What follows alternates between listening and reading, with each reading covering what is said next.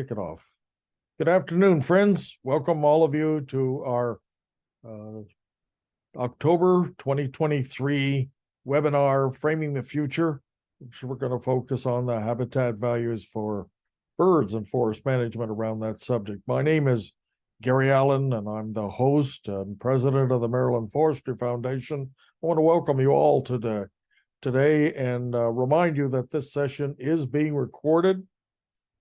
It's our pleasure to present these each month. We're pleased that you could join us today and hope that you'll recall this session and others that are going to be focused around ecological services in the coming year.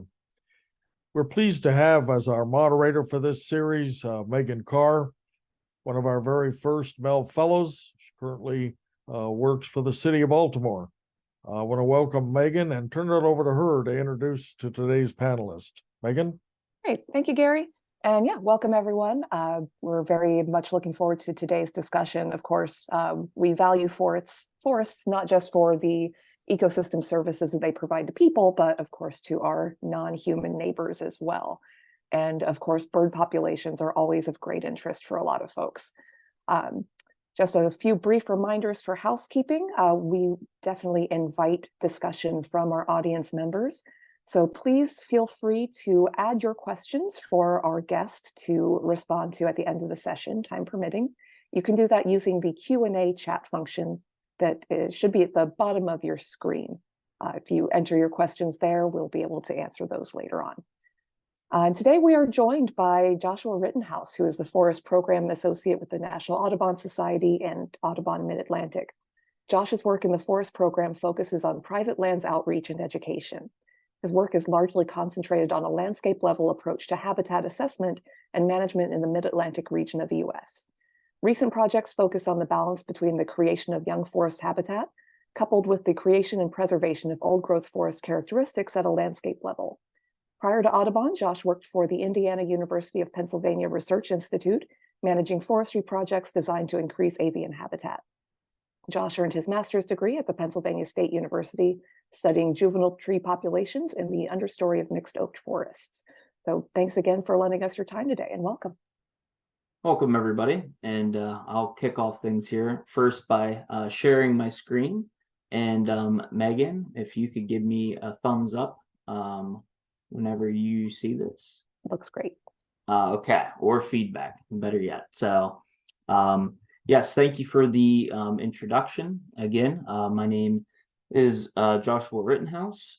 Today, with Framing the Future, we're going to be talking about bird-friendly forest management. And again, I'm with Audubon, the National Audubon Society, more specifically Audubon Mid-Atlantic, as a Forest Program Associate.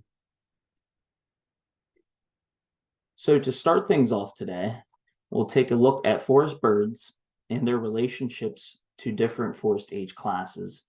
Then we'll walk through how to quantify existing habitat at a landscape level. We'll define what landscape level is here briefly, and how forest cover percentages influence the decision-making recommendations that we give at Audubon Mid-Atlantic. Once we've quantified how much existing habitat is on the landscape, we can focus on the ideal balance between young and mature forest.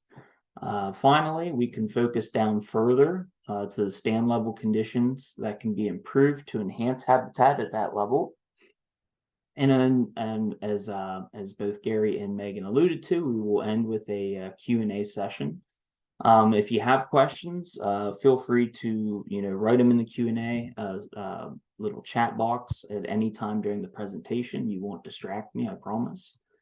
Be careful writing it in the chat box though, because sometimes if you write a question in the chat box, it can get a little bit lost. So without further ado, we will get started here. And I'm going to first start by introducing everyone to what we call forest succession. So forest succession here, you can see the diagram of the forest that's underneath the six bird species that I'm using here as an example. And then you can see down at the bottom here with my cursor, going from left to right on the bottom axis, we have time. So time is elapsing, or time is increasing as you go left to right. And as you can see here, broken down into succession, forests look different, right? They have different structure, they have different species composition. And, if we're thinking about young forest, we're thinking about bird species such as the American woodcock on the far left. And then going from left to right, we're also thinking about golden-winged warblers. That's a species of heightened interest and importance over the last decade, as their populations have declined significantly. And then we also think of species, the yellow bird there in the middle, such as prairie warbler.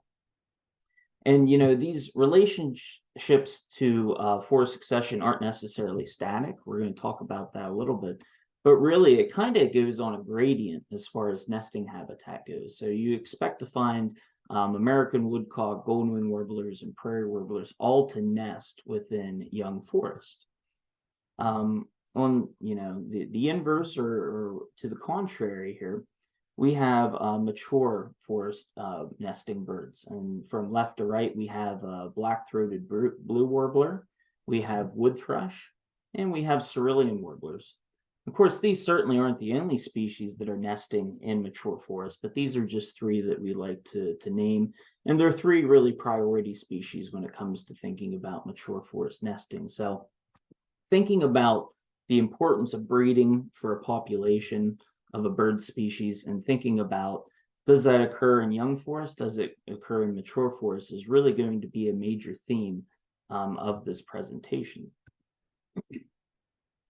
However, we do want to point out, and I like to use this diagram. If you've watched any of my previous work, I normally stick this diagram into a lot of what I'm talking about, because it really drives home what I believe to be the importance of having different habitat types, different forest succession ages on the landscape. So we have on the bottom left, again, we have the golden-winged warbler, as we just talked about. From what we've talked about, we know that they like to nest in young forests. But further research is showing us that there's a little bit of flex, there's a little bit of dynamic in that throughout their breeding cycle and really throughout their life cycle, they're also utilizing mature forests as well.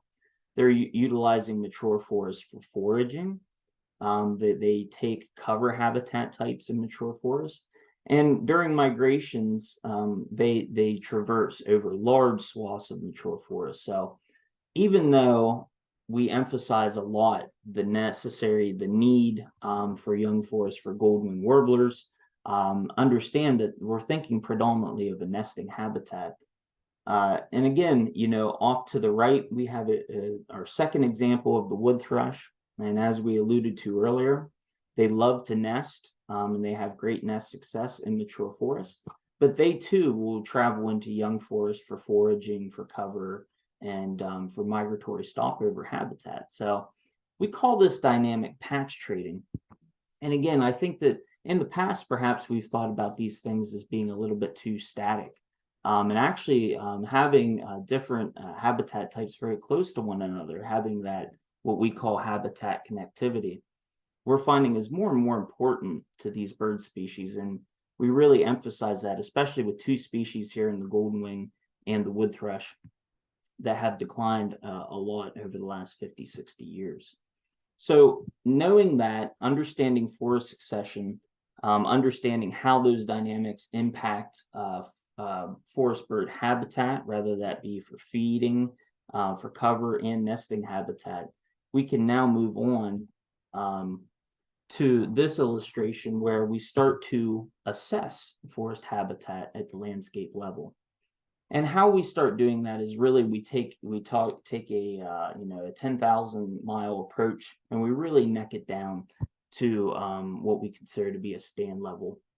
But to start things off, we assess actually how much of a percentage or a proportion of the landscape that we're interested in or that we want to work in, how much of it is even forested. And sometimes this can get overlooked. But it's important to think about, because we really break down landscapes into two different categories. We break them down into landscapes that have at least 70% or more of the land use or the land cover in forest. And then we think about that have the landscapes that have less than 70. But when we're thinking about areas that landscapes that have more than 70% forest cover, what are some places we might think of? I know that this is given, this talk is given to folks that probably reside in Maryland. I reside in Pennsylvania. So whenever I'm thinking about 70% forest cover, I'm thinking about special places like the PA Wilds, like the Poconos, the Laurel and Allegheny Highlands. But, maybe you think about it, as Western Maryland, some of the more Western counties or something like that. But however it helps, the visual, the illustration here off to the left, the photograph is a great proxy for thinking about, landscape level and saying, wow, a lot of that is forested. It looks great. We love to see that. So 70% cover is typically the minimum amount of cover before we need to address concerns that come from forest fragmentation. So that's really the deciding factor. If you have a landscape that's predominantly all forested, it's more than 70% or at least 70%, you really don't have to worry about forest fragmentation and some of the issues that can arise from that. So with this abundance of forest cover, then, you can then look and say, okay, what is the diversity of forest age classes? And as we're going to talk about, eventually we're going to have different ratios of what we might want allocated into young forest versus what we might want allocated into mature forest. So now on the flip side, we can think about landscapes with less than 70% forest cover. Again, since I live right outside of State College, I think of Happy Valley a lot. Happy Valley, we have a lot of forested ridges and things like that, but we also have a fair amount of agriculture, and we have suburb and even a small city. So we're definitely thinking of more fragmented landscapes. We're not thinking of continuous forest cover like we were in the last slide.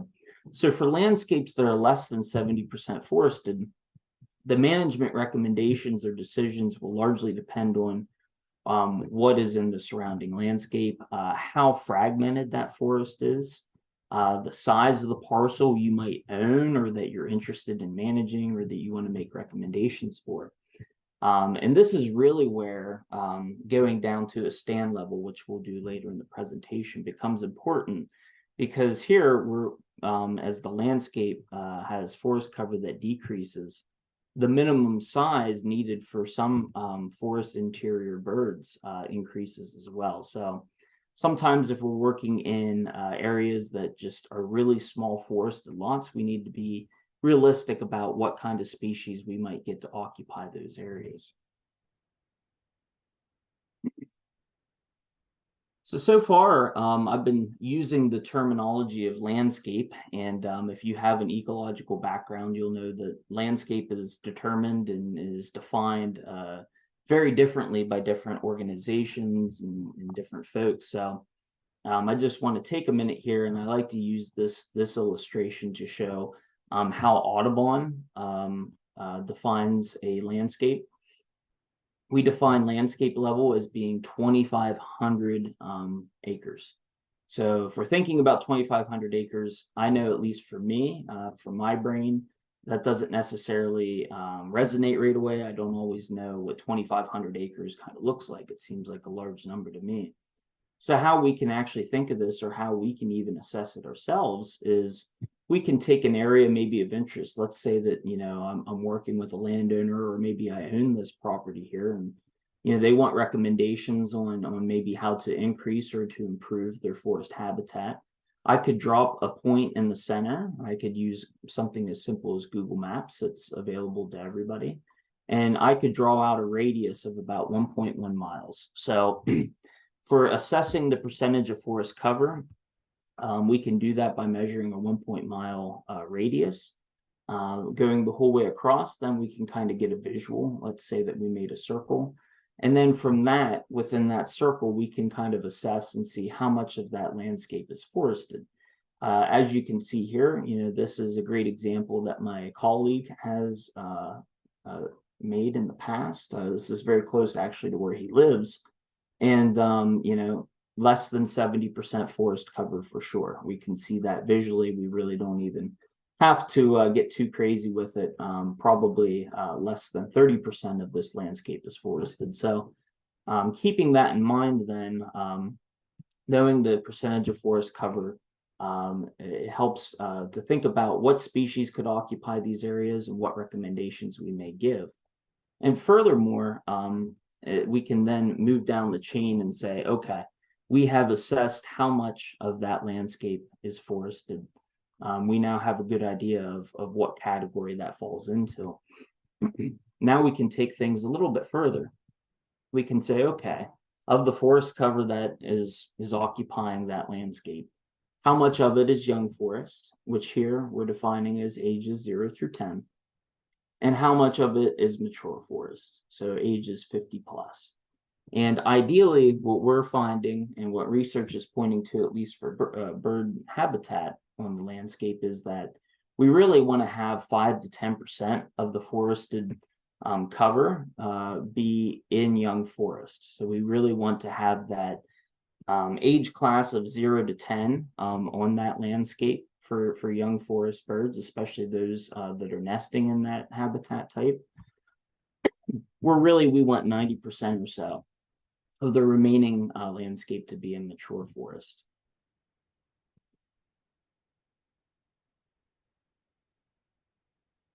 So using a landscape scale to begin management planning or recommendation planning, it allows us to be able to determine the habitat that might be absent at a large scale, and how wherever we want to work, whatever property we may own or whatever property we're working on that we're managing, how it can provide that missing habitat on the landscape level. So a lot of times forest management or even wildlife management maybe isn't really assessing what's going on around the areas they want to work in. And we really want to buck that system. We really want people to be thinking large scale first, and then to refine their thinking in the small scale.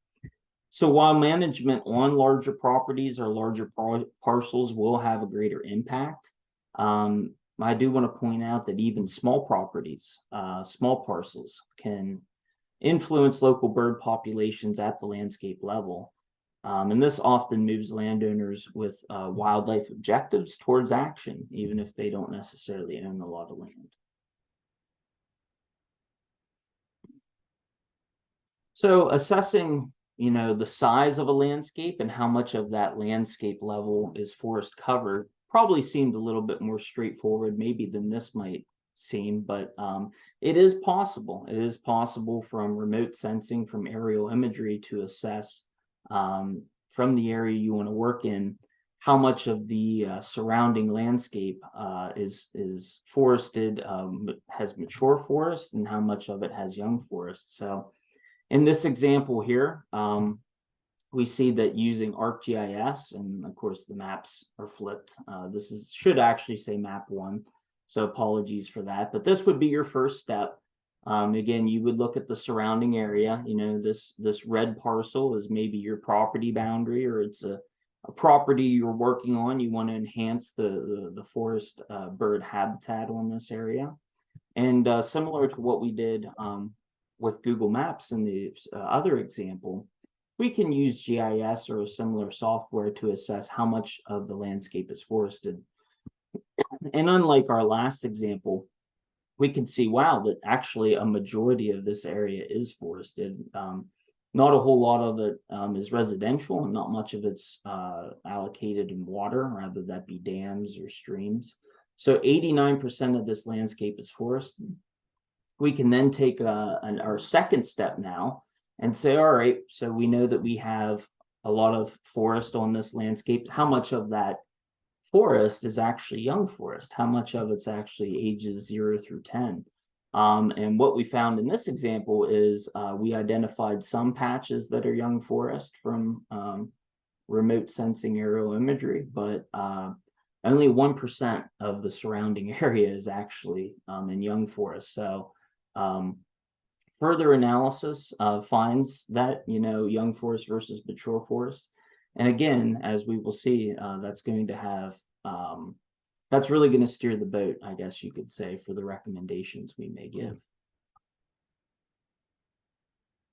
So to give a quick visual aid of maybe what we're thinking, so because sometimes I can say ages 0 through 10, or I can say about forests that are 50 plus years old. That doesn't necessarily mean that resonates with everybody. So when we think about mature forests, like what we see here off to the left, I really want everybody to think about larger trees, large saw timber trees. They've reached at least 50 years of age, and a lot of times they're well past that, especially in the mid-Atlantic region. A lot of our forests on average are between 70 and 110 years old. So we have a lot of mature forest on the landscape, which is great. And then on the right here, when we're thinking about young forest, visually, this is kind of what I want everybody to think of. Yes, there are still larger trees in the background, but there's a whole lot less of them. And there's this real nice flush of new growth in the forest understory. And that's really how, forest, or what we call regeneration, how they cycle through over time. These seedlings in the understory, that they become established and they're growing up into the next generation of trees. So visually speaking, though, a young forest, less large trees, a whole lot more smaller trees, and a whole lot more open sky as well. So if you assess the landscape, you see how much forest cover there is, and then you also assess, okay, of that forested cover, how much of it is young forest. Let's say that you come to a situation where less than 5% of it is young forest. Well, what we would recommend you do to help forest birds is to actually create more young forests. So if there's less than 5% cover at the landscape level, we want to create young forest habitat where appropriate. When creating young forests, such as the wildlife project that was done here, we want to think a little bit about the size. So a lot of times we want the size of the openings that we're providing to be at least 5 acres or greater, because that's where a lot of the young forest species that nest in this habitat type, that's kind of the bottom line that they need. The minimum size is 2 acres, less than 2 acres, and really most of the young forest birds that need this habitat type for nesting won't utilize it. It's just not a big enough area. So we think about that, and we also think about, okay, if we want to have a couple smaller openings or multiple openings that are maybe 5-10 acres, we also want to think a little bit about connectivity. Even though forest birds will migrate thousands of miles to get to their wintering grounds a lot of times, interesting enough, whenever they're here during the growing season and for their nesting, they really don't travel necessarily that far from habitat type to habitat type. So having these habitat types in close proximity can't really be underestimated. So, on the reverse, if we're in an area that has a lot of young forest, let's say it has more than 10% of the, the landscape or the forest cover is young, then, we can shift our focus to retaining and enhancing the mature forest that's present. We don't necessarily need to go above 10% young forest on the ground. And furthermore, we do want to preserve mature forests where appropriate to complement that young forest cover that we see. So it really, again, depends on what's going on in the landscape around us. Even if we're thinking about just working in a 100-acre parcel, we really should have management recommendations and guidelines be steered towards what's going on around the area we want to work in as well.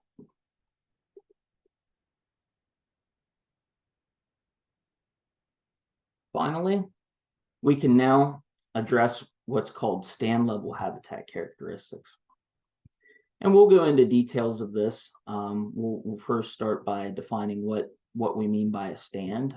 The definition of stand is a little bit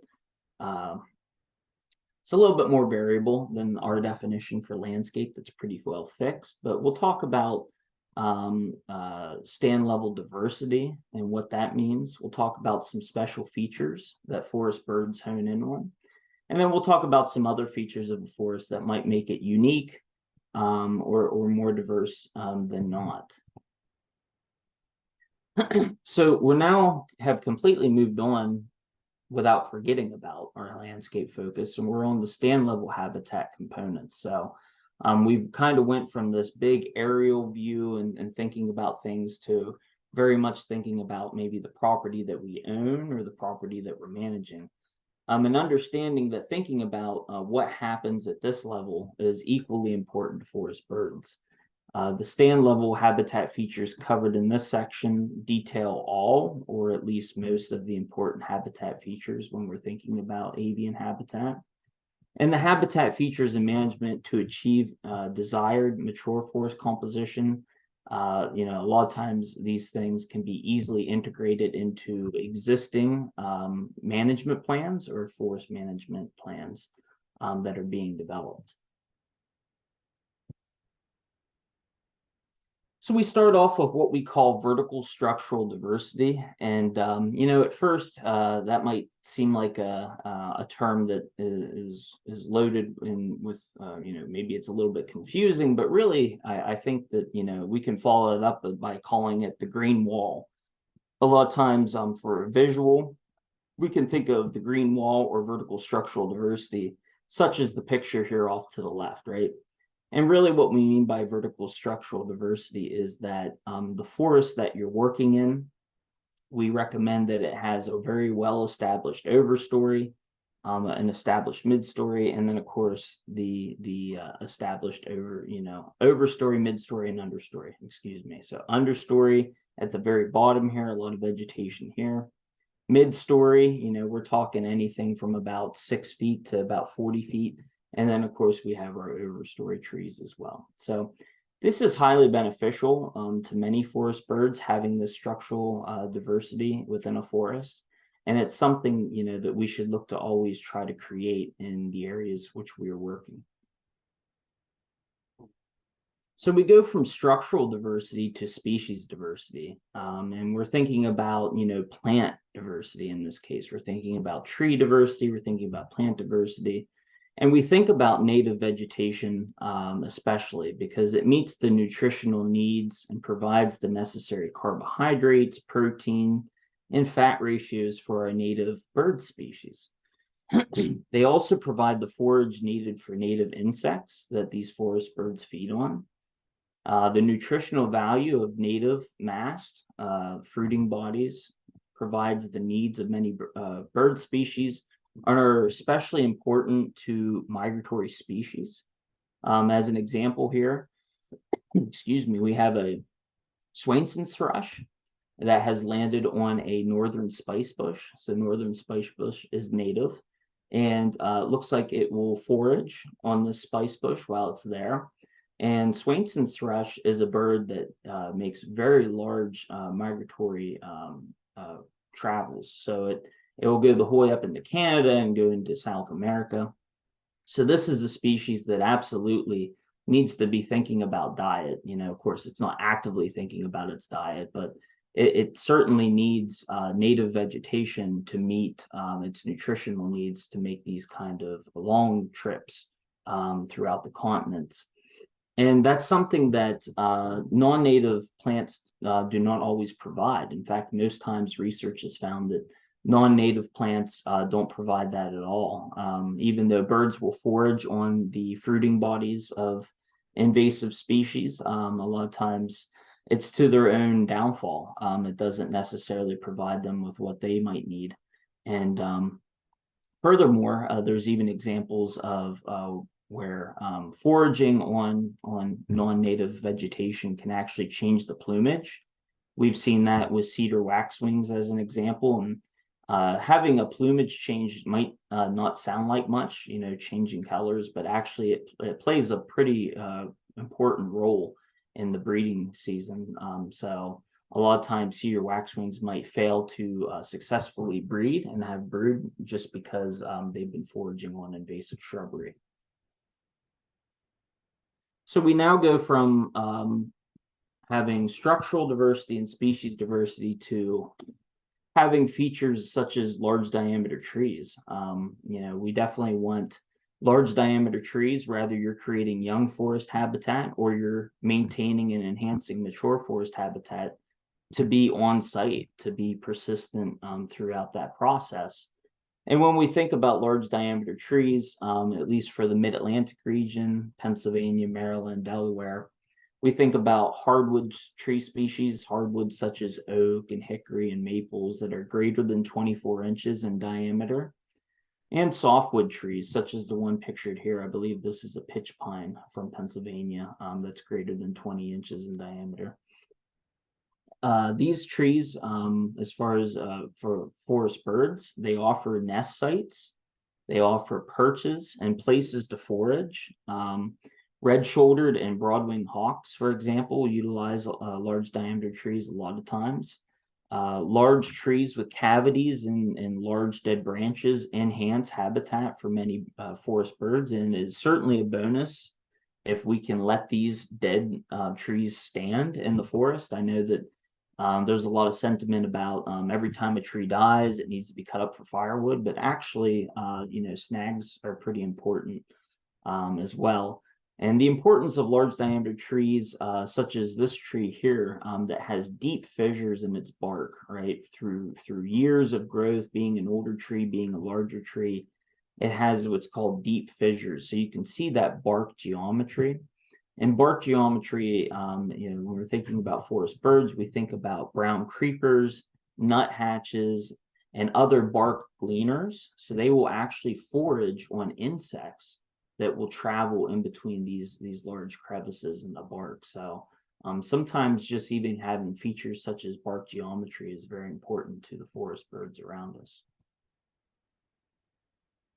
Because a lot of the Mid-Atlantic is predominantly hardwood forest. I mean, it's beautiful this time of year, obviously, to see all the fall foliage. Having pictures like this off to the left is really what it looks like out my window right now. But thinking about conifers too, thinking about evergreens and what unique features they might have, providing birds with cover habitat and places to nest and forage really throughout the year, even during the dormancy of winter. And anytime we have what we call softwood inclusions, where we have multiple species of conifer that are in close proximity to one another, we especially want to protect these areas for birds, such as hermit thrush and black-throated green warblers, or even pine warblers. I know pine warblers in Maryland, that's a little bit outside of their range, but at least for Pennsylvania, there's areas where, of course, they're living up to their name. They need to have conifer covered. So we definitely recommend keeping softwood inclusions where appropriate and where possible. I kind of touched on this a little bit with large diameter trees, but retaining and it's sometimes maybe even creating dead standing trees and cavity trees. Sometimes these trees are called snags.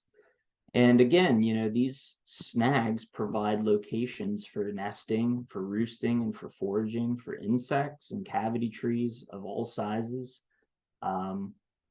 Those snags and cavity trees are heavily used by other wildlife species as well, such as, raccoons or what have you, for bats as well. But for snags, hardwood species of saw timber, so larger trees or larger saw timber size, are really the best long-term habitat value. They're the larger trees, so there's not only they're providing more habitat, but they're also going to decay at the same rate, but they won't necessarily fall at a larger rate as smaller trees will. When they do fall, as we talk about in the next slide, they're still providing some habitat. But when we're thinking about cavity nesters, we're thinking a lot about woodpeckers. Like this picture here, we have the red-bellied woodpecker is obviously utilizing a limb of a dead tree. They're primary cavity nesters. They go in and they actually provide that cavity, they create it, and that opens up habitat then for what's called secondary cavity nesters. And secondary cavity nesters, we can think of bird species such as owls, wood ducks, bluebirds, and really even chickadees. So it really has kind of a two-phase or a two-step habitat feature to it, with the woodpeckers a lot of times utilizing freshly dead trees, where other secondary cavity nesters are kind of moving in a couple years after they've created those cavities. So you have a dead tree. That dead tree is going to eventually fall, especially if there's a windstorm or an ice storm, some kind of a weather that pushes it over. But it's going to decompose regardless, even if there isn't a major storm that pushes it over. And having that downed woody material actually does enhance forest habitat for forest birds. It provides a little bit more cover. It does provide perch and nesting and foraging for forest birds as well.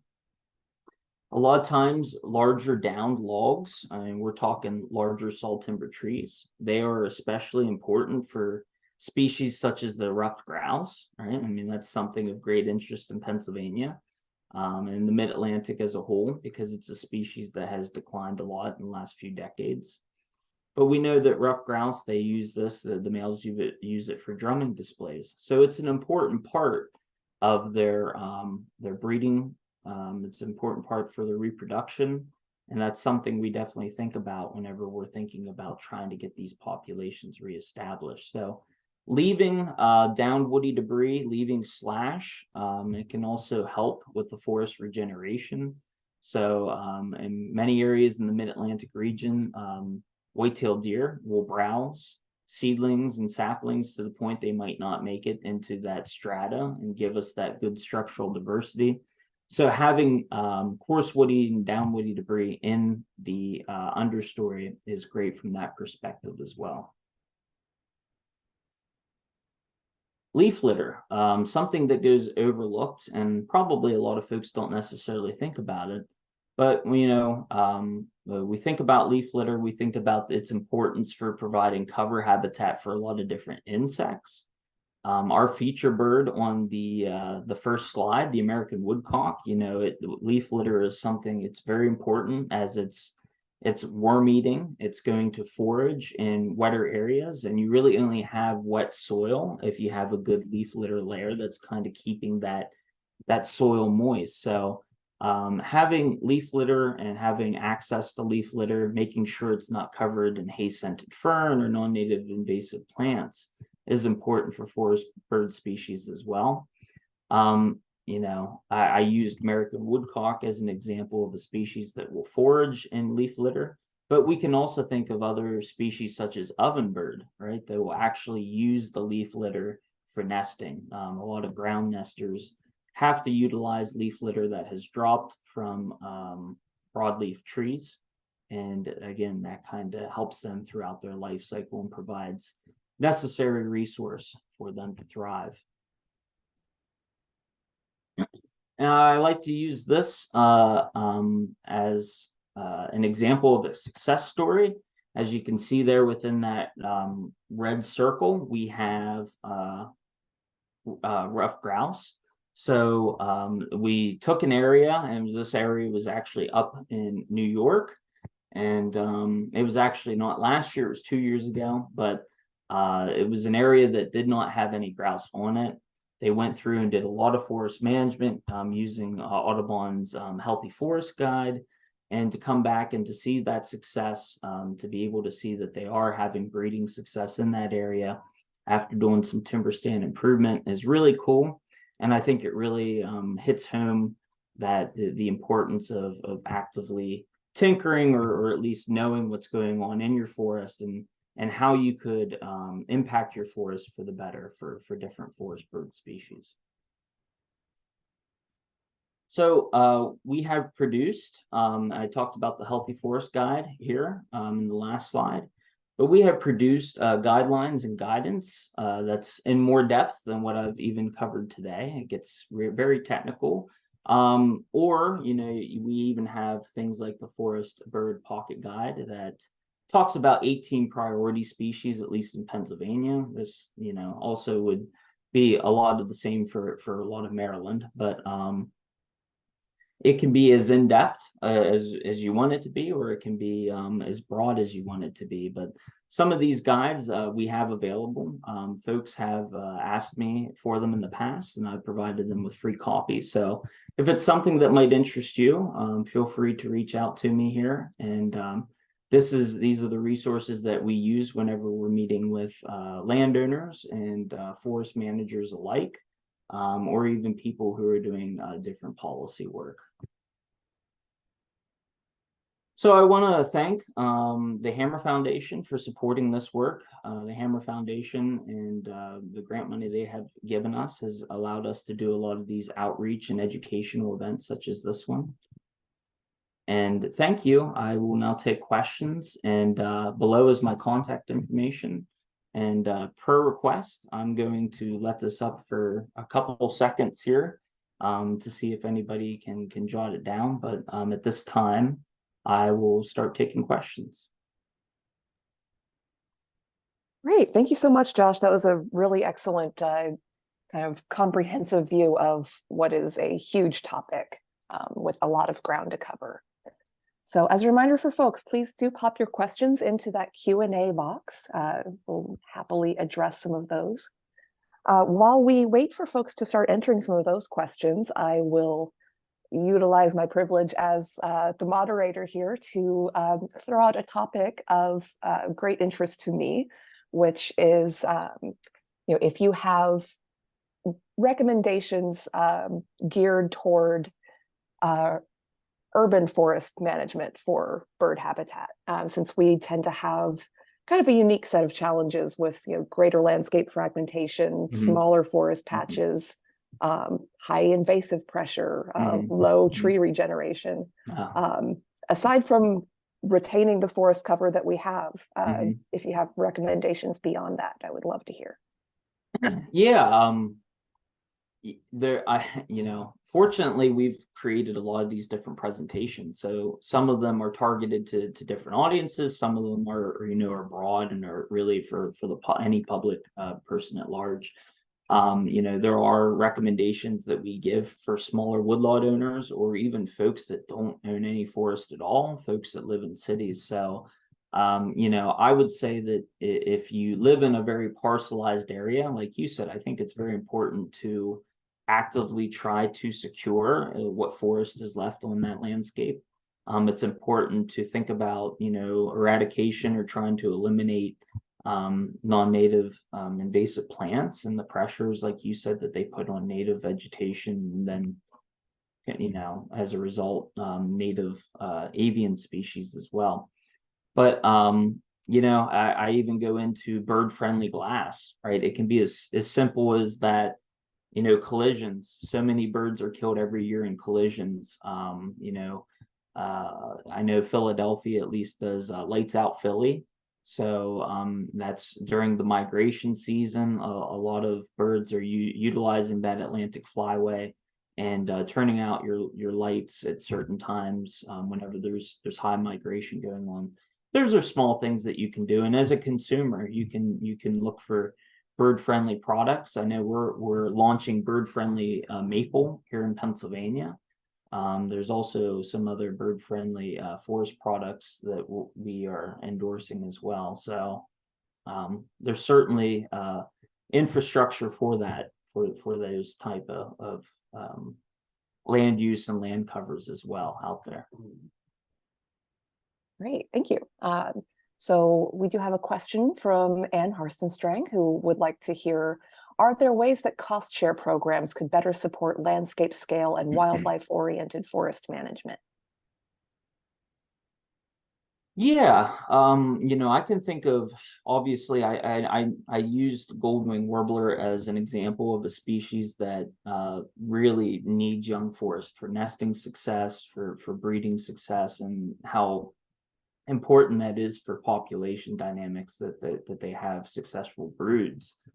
I know the NRCS, the USDA NRCS has a program, Working Lands for Wildlife, and that is a priority species for them that they've went through, and they've tried to create more young forest habitat on the landscape. Again, I think that generally speaking, it's a little bit of an imperfect science, only because there's so many private landowners in the eastern United States that sometimes it can be hard to launch things at a landscape level that's truly a landscape approach. And I think that's why we kind of emphasize saying that, we understand that maybe management isn't going to necessarily happen at that scale. Just kind of know what's going on around you. And that can maybe help benefit what's going on within your landscape, knowing where the different forest cover is allocated, at least with age classes. Great. And a question from Susan, who is managing a third of an acre patch of woods in a suburban neighborhood. Okay. She'd like to know, we're letting native vines like grape grow up the trees. Her Mhm. question, we have lots of young native vines growing over the ground. Is that good cover for birds, or does it prevent growth of other understory plants, or what? No, that's a great question. So grapevine, grapevine's a great species, right? So we can think about in the fall and even late summer, it's producing very valuable fruiting bodies that's utilized by anything from wild turkey to ruffed grouse to you kind of name it. Any songbird's probably going to forage on grape as well. There's also multiple birds in the mid-Atlantic region that will almost exclusively use grapevine. They'll use the strands of the vine itself to make their nest. Cerulean warbler is actually an example of a species that really likes to use grapevine for nesting material. So I really like grapevine. The only thing that sometimes I'll say about grapevine is it can overtake a forest. It can kind of get a little bit too aggressive. That's why I kind of say it's a little bit like alcohol. I like grapevine in moderation, but too much of it can become an issue. So there you go. That's the short story on grapevine. So And the wine analogy links it all nicely. there you go, right? Well done. Yeah. Everybody always looks at me whenever I use that analogy. Yeah, that's perfect. And yeah, I guess my addition to that, since I focus a lot on invasive vegetation management, is it can be difficult to distinguish between young native grape and young porcelain berry. Yeah, So sure. porcelain berry is definitely one you want to avoid, but if Yes. you're confident that you have native grape, it's a fantastic plant. Absolutely. I guess on that note, we have some great resources for geared toward the residential landscape. Works like Doug Ptolemy's work, Yeah. highlighting oaks as being a really great plant to support native bird populations.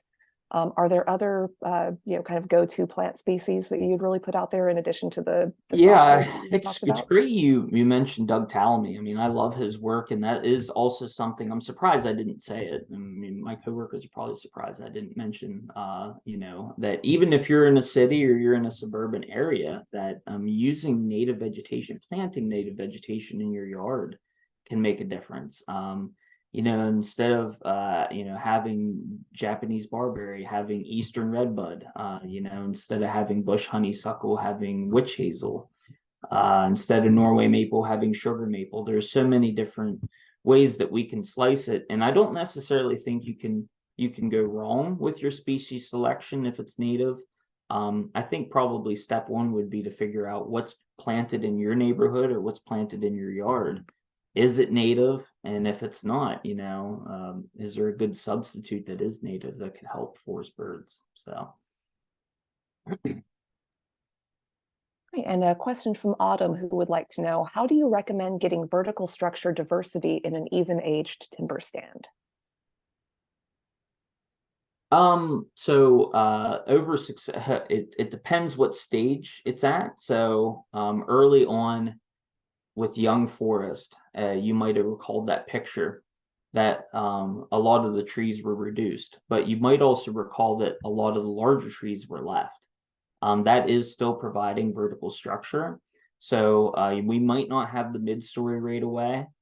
We have a very well-defined understory, and then we have some trees in the overstory. But within about 10 years, that mid-story will be very much established. And as succession goes over time, as the forest gets older, it'll kind of wane in and out. It'll kind of oscillate back and forth between having a lot of that vertical structure and not having it. And that's something where active management can kind of step in and either accelerate processes or go ahead and create that on its own. So Healthy Forest Guide is a great guide to go into how to create that in a forest, even that's even age, such as what is predominantly on our landscape here in the Mid-Atlantic.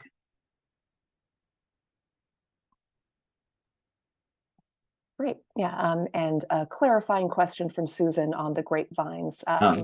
If the young vines are growing thickly over the ground so much that they cover it, whether that's okay. Is that kind of the in moderation factor in play? Yeah, I think that might be a situation where you may want to reduce grapevine cover. A lot of times, you can pay close attention to the individual vines, and you might not want to remove all of them, right? We might want to keep one or two of the vines in one area and reduce two or three in another. So it's a little bit subjective. It's always good to get some professional recommendations as well, but that sounds like an area that might have a little bit more grapevine than what we want. At the end of the day, we don't want any one species, even if it's native, to create a monoculture and to kind of inhibit species diversity in that area. So. All right. And Gary is interested in management for specific bird species. Gary, are there particular species that you're thinking of, or are you more interested in hearing? Well, the question that I get, and Joshua, thank you very much for the fantastic presentation. Going to get a great response. But the question that I got, even when I was talking to you about setting this up, was suppose we want to attract owls to our property. It's not a hunting species like grouse or something like that, but something people simply want to see around their property and enjoy more. And I didn't know how to answer that, so I just thought I'd share it with you. Yeah, no, I think that's great. I could probably break up presentations into all kinds of different species and get real selective there. But really focusing in on that stand level habitat characteristics is great. And one thing that I know about owls is having large diameter trees, right? Making sure we retain them, having standing dead trees, right? And making sure we're not necessarily cutting them down and putting them in the furnace right away, that they're still serving a purpose for wildlife. When I think about owls, I'm thinking about that. I'm thinking about perches. I'm thinking about dens and nesting and things like that. So I think from an owl's perspective, and that would be species specific a little bit, but that would be a great place to start. And then really everything else I talked about would also just be complementary to having good quality habitat around them. So the other question I got a lot of qualifications on is the whole notion of the number of people, particularly in urban areas, that have bird feeders.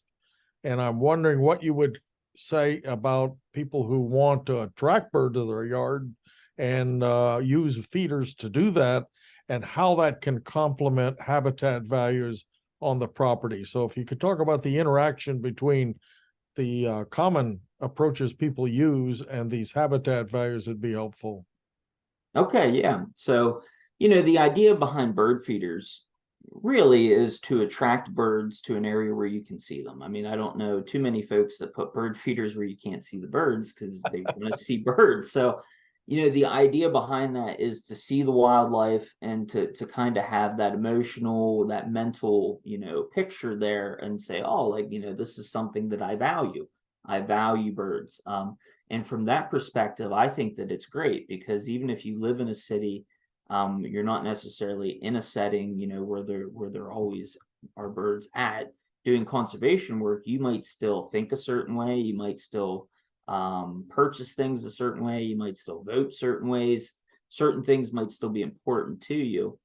What I would encourage folks to do is that if you have a bird feeder, if you live in an urban area or even a very heavily suburban area, figure out what bird species are at your feeders. A lot of times it does not necessarily have the same diversity as a forest setting might. And if you really get into birding, I encourage you to go on a trip, a weekend trip or a day trip to a forest and just kind of see the difference in the diversity and things like that. But from that perspective, I do think it's important because I think it keeps people engaged regardless of where you live. And there are people that could go to bat for conservation because they say, hey, this is something that I value. This is something that I want to acknowledge, that's important.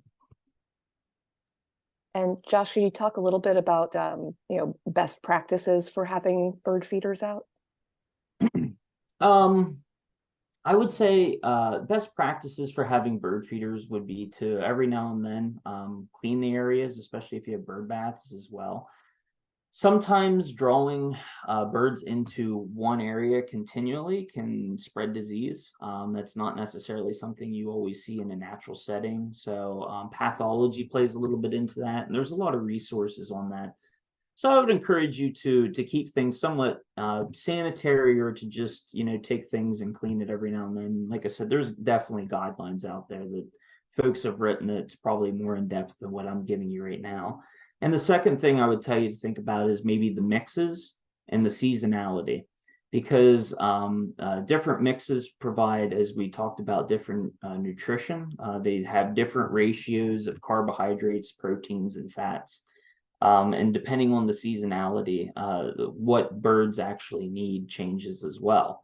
For example, in breeding season, when they're very active, they may want a more carbohydrate heavy diet, where in the winter, those birds that aren't migratory, they're staying here, they're taking the temperature drops and all that, they might want more protein and fat, especially in their diet. So understanding the role in pathology that it can play, and I guess understanding the seasonality with its nutrition. Megan, if I may, let me ask one last question based on a comment you made earlier and some of Joshua's presentation.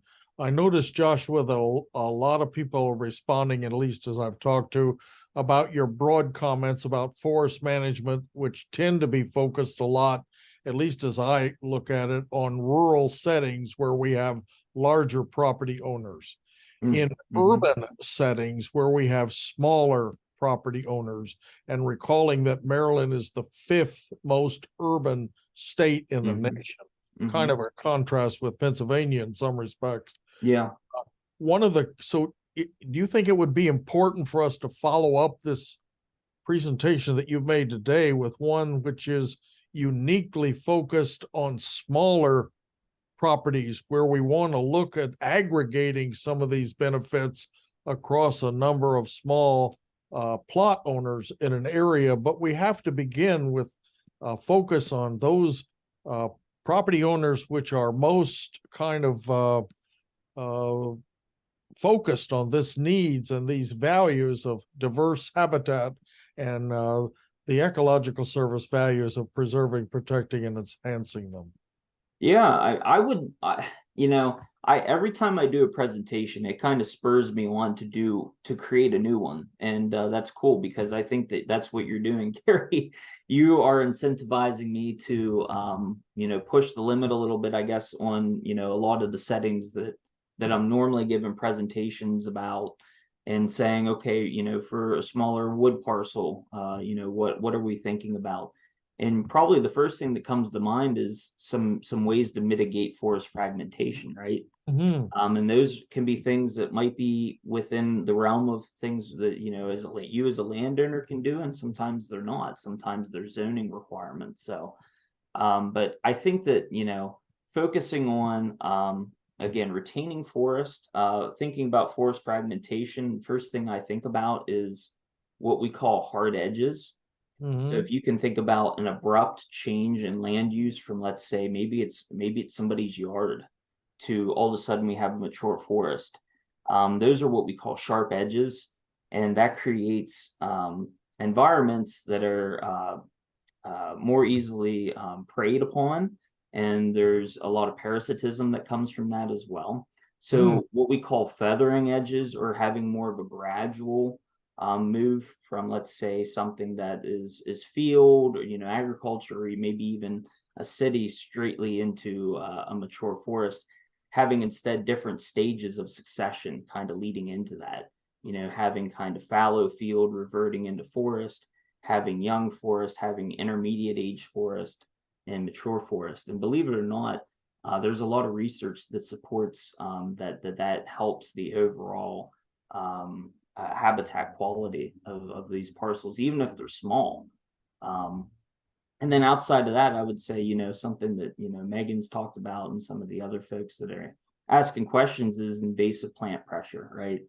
Having invasive plants, being able to identify them, thinking about how to eradicate them, and then thinking about how to replace them with native vegetation is probably the next biggest thing. That's very helpful. Thank you. Let me just mention, it seems to me, as long as we're talking about the future, that cities can also manage their public lands to be more bird friendly. We frequently look at the recreational values of public lands, but frankly, the habitat values of public lands is not always at the top of the priority. It's other uses and benefits that tend to drive local park and recreational management. And so I want to encourage you to help us think through that and maybe help provide some guidelines for the public management of public lands and areas that help enhance some of these values so that a person can walk in their own community and actually see the benefits of birds in their area without talking about bird feeders and all these other things, but to simply see these where we do have larger areas in urban spaces that are in public hands, which are frequently much larger than those in private hands. Yeah. Yeah. Any last closing comments, Megan? Because I think we're about there and we're going to have to close it off. We are. So yeah, just wanted to thank Josh once again for spending time with us and providing us with this great presentation and discussion. And a brief note for folks who had lingering questions that we weren't able to get to at the end there. He also kindly shared his contact info, so please do feel welcome to reach out to him if you got that info, or to us if you need us to connect you after the webinar. And Joshua, let me add my thanks to Megan's and simply say, we want to have you back at a future time to talk about some of these issues about the differences between rural and urban settings, public and private management, and those kinds of things, because you've raised a lot of good issues, which I think deserve a little bit more thoughtful consideration by all of Maryland's private forest landowners. Yeah, no, absolutely. I look forward to it, Gary. So look forward to it. I'll start making that next presentation. You've done a super job here. Thank you very much for making yourself available today. Friends, I want to remind all of you that a month from today, we'll be back again. Join us again in November for another Framing the Future about issues that affect the future of forest management here in Maryland and other Middle Atlantic states. Thank you very much, friends, and good afternoon.